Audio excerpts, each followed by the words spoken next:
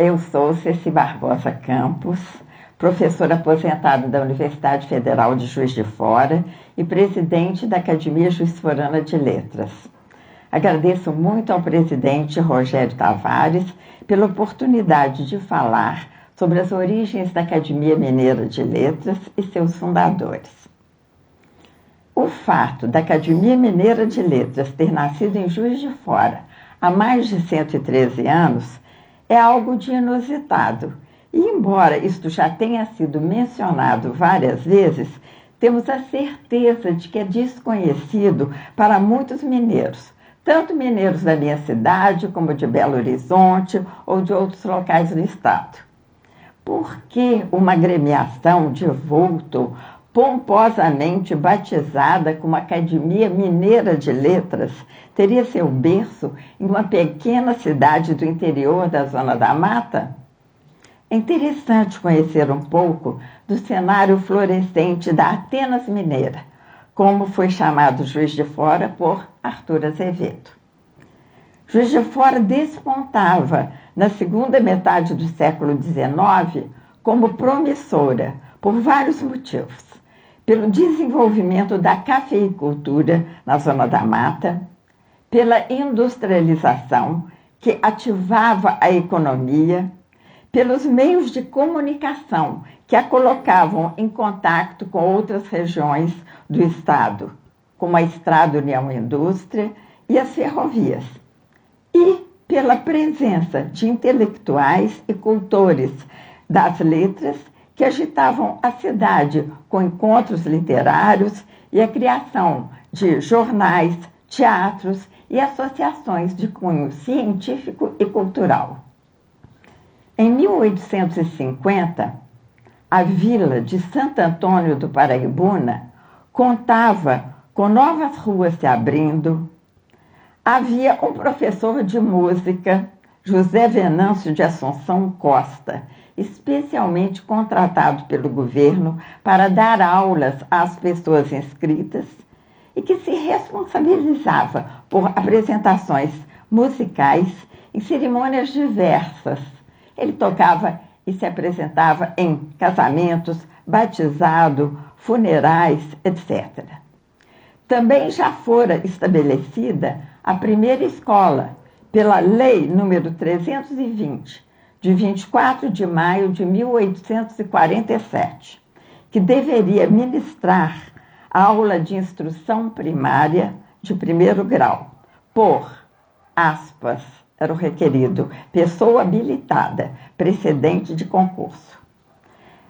Parece que o primeiro professor dessa escola foi Anacleto José Sampaio.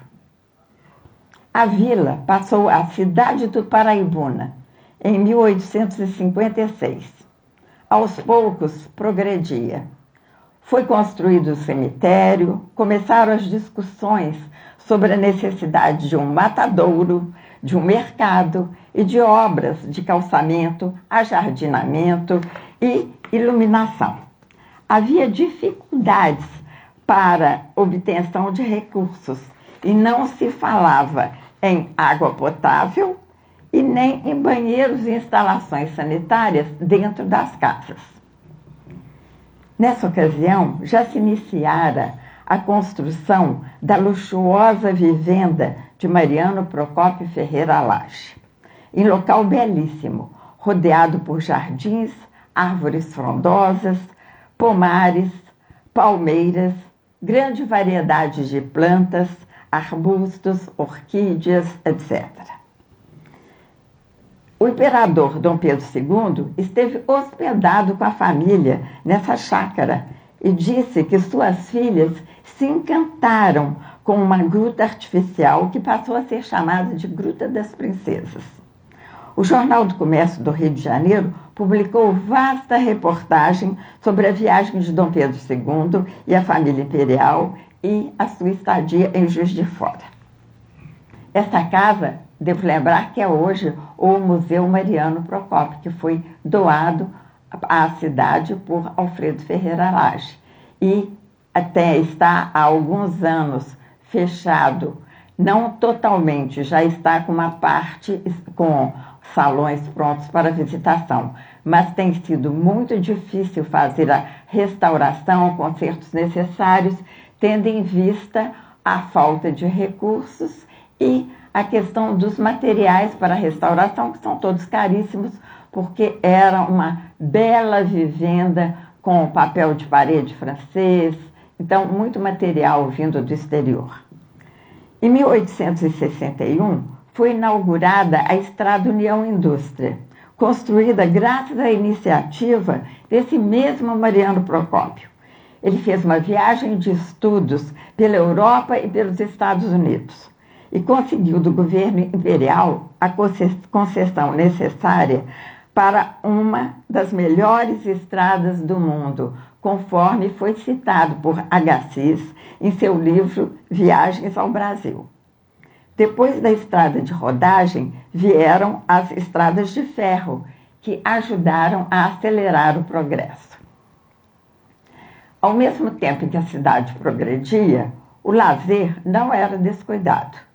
O interesse pela música e pela arte dramática aumentava o número de teatros que surgiam na cidade. É interessante que a cidade sempre teve esse grande interesse cultural. Então vejam que o lazer focando sempre nesse tipo de eventos. O primeiro teatro que foi construído graças ao Barão de Bertioga. E o objetivo era a utilização da renda obtida com os espetáculos na manutenção do Hospital da Santa Casa. Então foram construídos quase que simultaneamente a Santa Casa de Misericórdia, que era o hospital, e o teatro, que recebeu o nome de Teatro Misericórdia, que ficou muito inadequado com o teatro, né? Não há dúvida. Depois vieram outros, também com um nome estranho, o Teatro Perseverança, e outros com nomes melhores, o Teatro Juiz de Fora, o Provisório, o Politeama e muitos outros.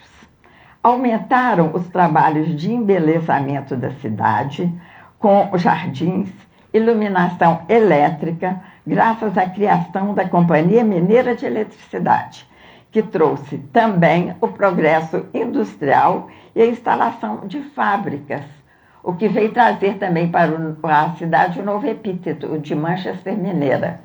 E também essa fábrica, uma das fábricas mais importantes, foi a fábrica de tecidos Bernardo Mascarenhas, cujo prédio é hoje um importante centro cultural, onde há exposições, espetáculos teatrais e outras atividades. De 1870 a 1900, apareceram em Juiz de Fora mais de 100 jornais. Alguns deles tiveram uma edição única, outros circulavam por períodos variados e vários deles com publicação diária. Cito alguns: o Constituinte, o Farol, o Imparcial, Diário de Minas, o Pirilampo, Gazeta da Tarde, o Metodista, Lar Católico, Correio de Minas e outros, cada um dedicando-se predominantemente a assuntos políticos, literários, humorísticos ou religiosos. Surgiram também revistas literárias, femininas e científicas. Quanto à educação, só no final do século XIX começaram a surgir grandes colégios. Em 1890, o Instituto Granbury, fundado pela Igreja Metodista, e um ano depois, a Academia de Comércio. Um pouco depois surgiram colégios femininos, o Colégio Santa Catarina, em 1900, e o Colégio Estela Matutina, em 1902. Nesta época, final do século XIX e princípio do século XX, Juiz de Fora era considerada como Centro Cultural de Minas, pelas escolas e instituições culturais existentes, pelo número de jornais e teatros e pela atividade dos poetas e prosadores locais, sempre muito envolvidos com o teatro. É interessante que havia personalidades, moradores da cidade, que interessados em trazer artistas de fora do Rio de Janeiro, inclusive para apresentações musicais, às vezes apresentações operísticas, chegavam às vezes até a fazer alguma reforma em casa, derrubar uma parede para que houvesse um ambiente maior, mais adequado às apresentações.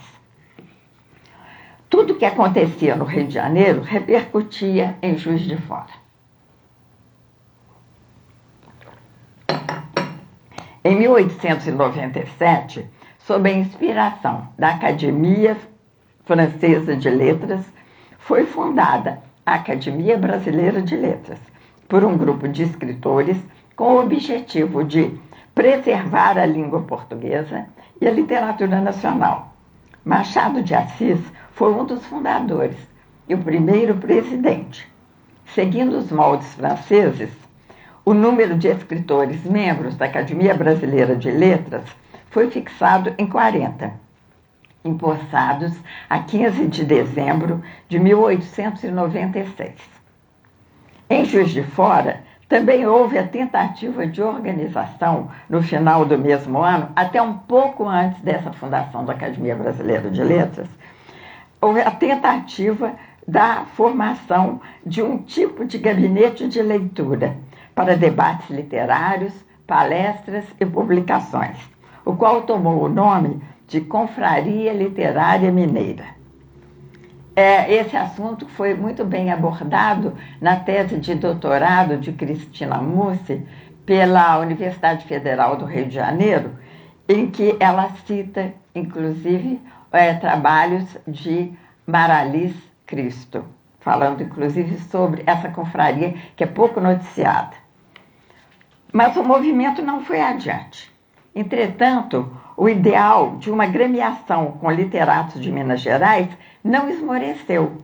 Em 1909, um grupo de intelectuais, empolgados com a criação da Academia Brasileira de Letras, resolveu criar a Academia Mineira de Letras, fundada a 25 de dezembro de 1909, então, na noite de Natal, e instalada a 13 de maio de 1910.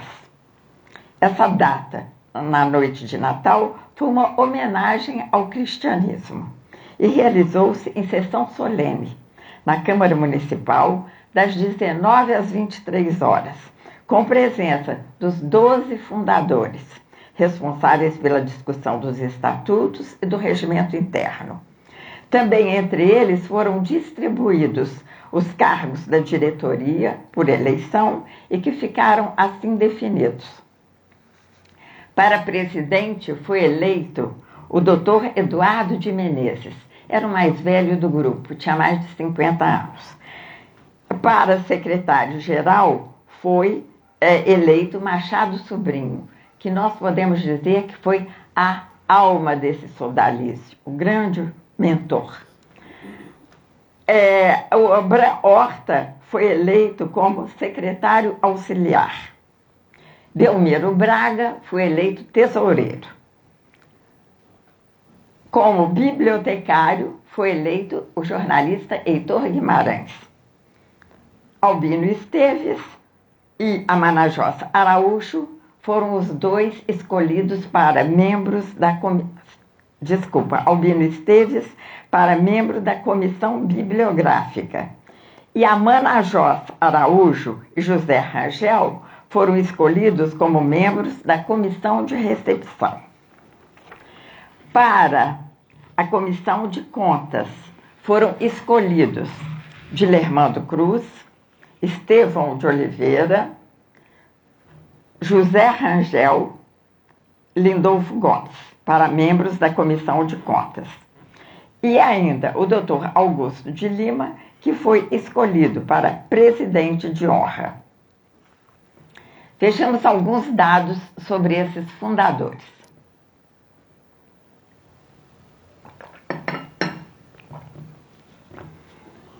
O presidente Eduardo Augusto de Menezes, nascido em 1857, natural do Rio de Janeiro, foi um conceituado médico com estudos feitos na Europa, tendo trabalhado com Pasteur e Charcot.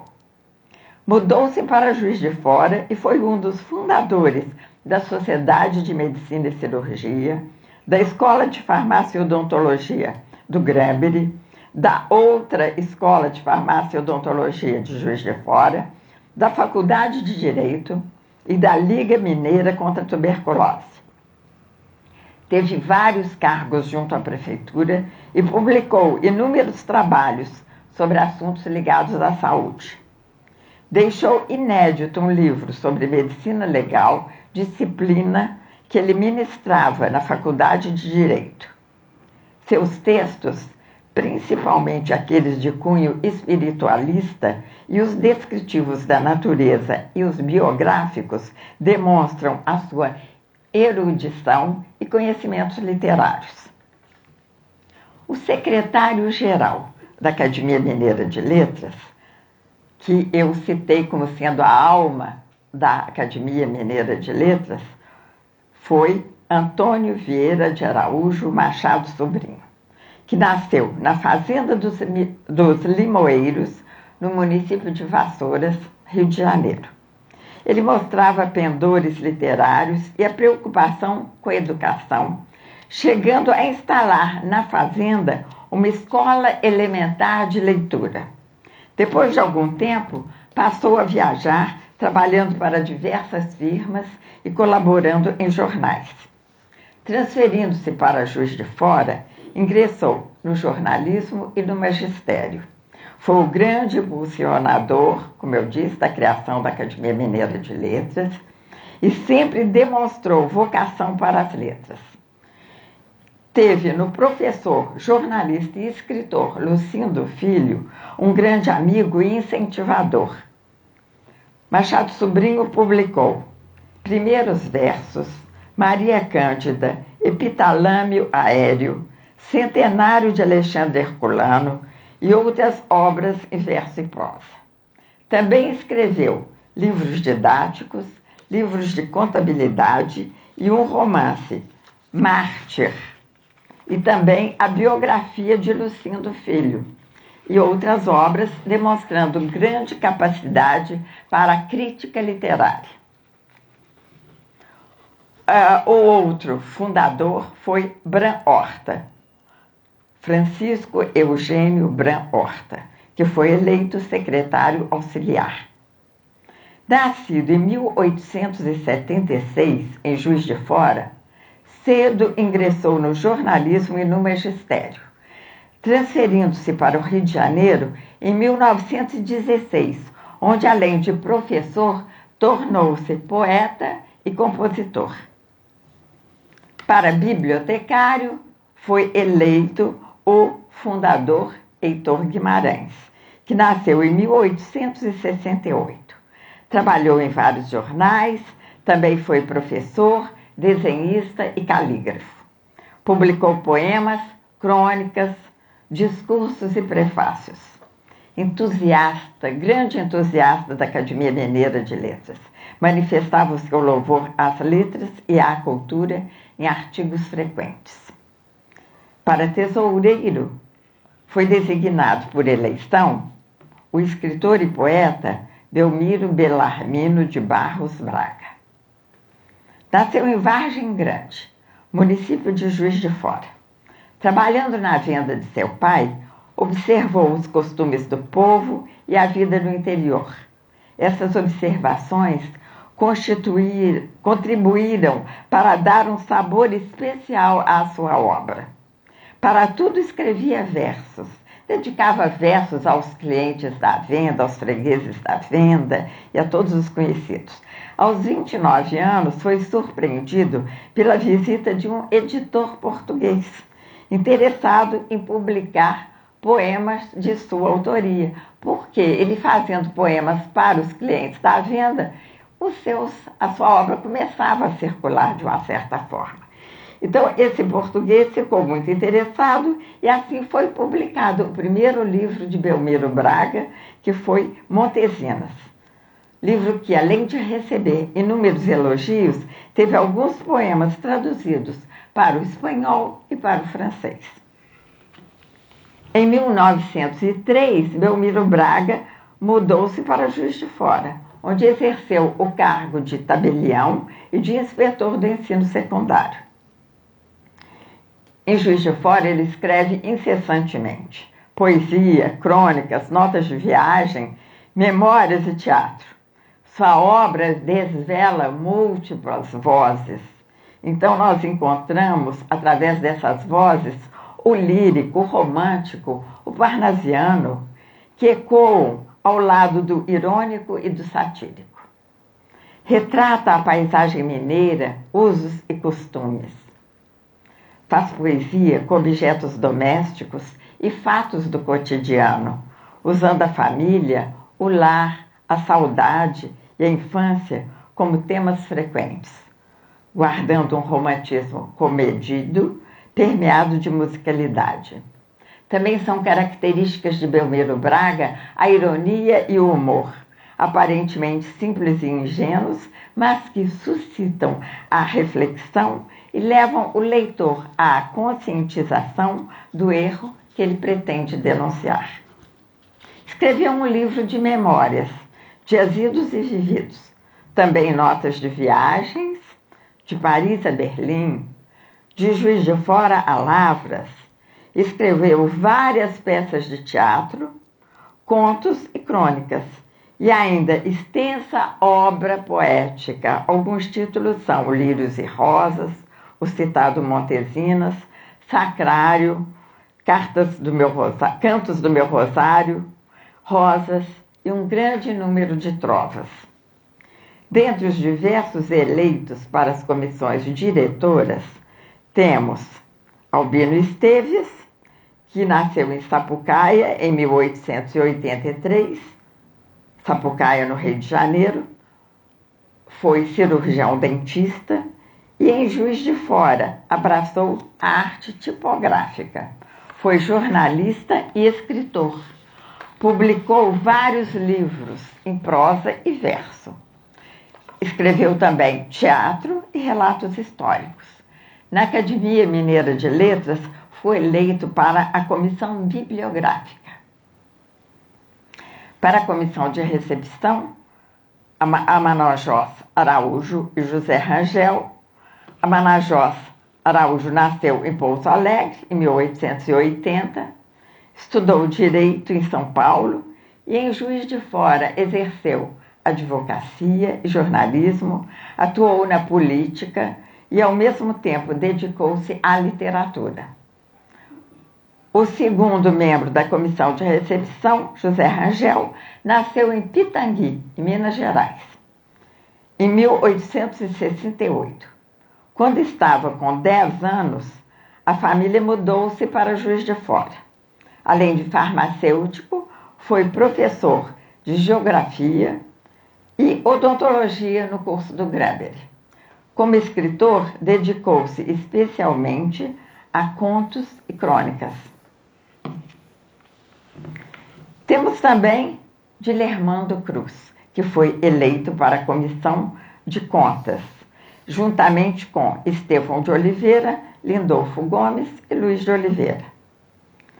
E eles tiveram um papel de destaque na Academia Mineira de Letras. Estevão de Oliveira nasceu em 1863, em Turvo do Piraí, Rio de Janeiro. Aos 8 anos, fica órfão de mãe. E o pai, grandemente abalado por essa morte, fica com problemas mentais e o menino se vê, então, sem mãe nem pai. Teve que viver com o avô, que em convívio com os funcionários, os empregados da fazenda, ele também envolvido com trabalhos braçais na lavoura. Passou ali, então, cerca de 6 anos sem frequentar a escola, também por problemas de saúde que começou a sofrer. Depois, recuperando-se, decidiu que mesmo tardiamente iria estudar e fazer o curso primário. Caminhava 18 quilômetros para fazer o curso e conseguiu depois tornar-se professor e exerceu o magistério ensinando português, francês, aritmética, geografia e latim. Ingressou na vida política, foi nomeado para vários cargos públicos e escreveu várias obras, crônicas, traduções e educação. Lindolfo Gomes, nascido em 1875, natural de Guaratinguetá, em São Paulo, começou a escrever aos 14 anos. Estabeleceu-se em Juiz de Fora, foi jornalista, inspetor de ensino, professor e escritor, com inúmeros livros de prosa e poesia publicados. Luiz de Oliveira nasceu em Sapucaia, Rio de Janeiro, em 1874. Aos 15 anos já se dedicava à leitura e à escrita. Em 1895, aparecia na imprensa local, escrevendo no Correio da Manhã e outros jornais. Publicou livros solo, em prosa e verso. E de Lermando Martins da Costa Cruz, que nasceu em Leopoldina, Minas Gerais. Dedicou-se desde cedo ao jornalismo, em Minas e no Rio de Janeiro. E também publicou livros em verso e prosa, incluindo um romance, e fez inúmeras palestras literárias. Também exerceu o magistério, tendo sido também professor em Juiz de Fora. Os 12 fundadores da Academia Mineira de Letras, então, como nós vimos, dedicavam-se às letras com muito entusiasmo e, assim também, com muito entusiasmo, se dedicaram à Academia Mineira de Letras.